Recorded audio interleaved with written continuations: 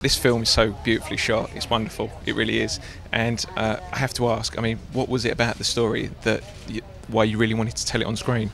Well, it's an extraordinary life. I mean, someone who never goes anywhere. She only went 10 miles to college and she was sick with homesickness. And I know what that feels like.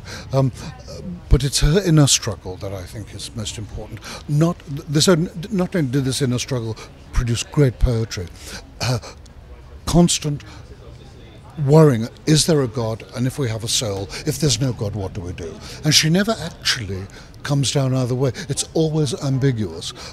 It's rather like if you do know any of the symphonies of Bruckner, the last symphony which he wrote when he was dying, there's a huge dissonance, and you never hear dissonance in Bruckner. And then it becomes calm and it dies away of having doubt, and then you accept whatever there is outside this. And this is the same thing, you know. In the end, she accepts that perhaps there is extinction, but it's not terrifying anymore. Knowing that Emily is obviously now such a well-respected and highly recognised historical figure, what qualities was it that you actually wanted to ensure were seen in the film?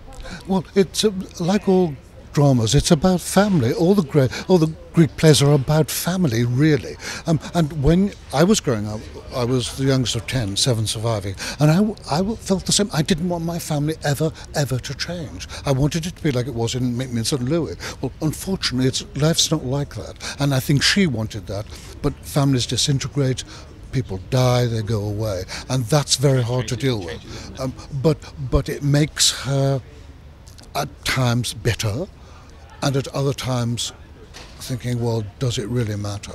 And that constant oscillation is always moving. It's always, because we all have it, we all experience that. As we know, this is obviously not the first time you've been to the BFI Film Festival.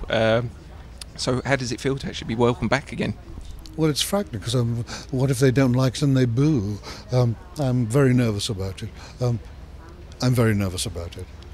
Whenever you find yourself dealing with such a well-respected and highly respected historical figure like Emily, how did you find yourself preparing for the role like this? Well, I guess I read a lot of biographies of her. There are many biographies. Some of them are very thick, and many of them argue with each other and contradict each other. But it's good to hear the different viewpoints and then decide for yourself. And of course, I read. She wrote more than 1,800 poems, so I tried to read as many of them as I could, and I read certainly the most famous ones, but I also tried to read from each period. So, because she's like Picasso, she has many different, you always know it's her, but she has many different styles. Yes, there's always an essence of her, yeah. Obviously, with Terence being the director, who also happens to be the writer on this project, How is that for an actor, when you're, in that situation? Does it help you with the performance? I think it helps enormously, because directing a film is such a big job, and so when you haven't written it yourself, you're maybe not as familiar with it, and so sometimes the actors then get to know the script better than you do, which is fine. But having Terence on set, I don't know, I've always liked it when I've worked with directors who've also written the script, because they know it so well, but I find they're often very flexible about if you bring something to it that they hadn't thought of or they hadn't intended but is in keeping with the spirit, they embrace it.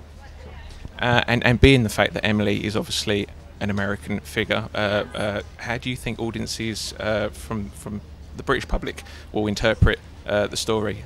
Well, I hope in the United States we grow up on her poetry. It's so, it's like William Blake is for you all, So I hope that English audiences will come to love her poetry and want to read more of it. I know that was true of the English members of our cast, because we were all immersing ourselves in Emily Dickinson, and they were marveling at her work. But I also think, the 19th century is certainly a fascinating period in Britain, but also in the United States, and it's America beginning to find its own voice separate from England, and so, but we're still, we're sister countries. We always were, and we always will be.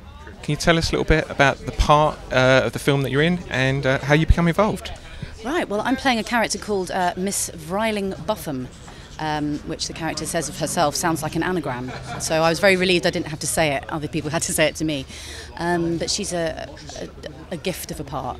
She plays a friend of Vinnie's, who's Emily's sister, but comes to the Dickinson homestead just to sort of visit, and creates quite a stir, really. She's very flamboyant, she's very outspoken.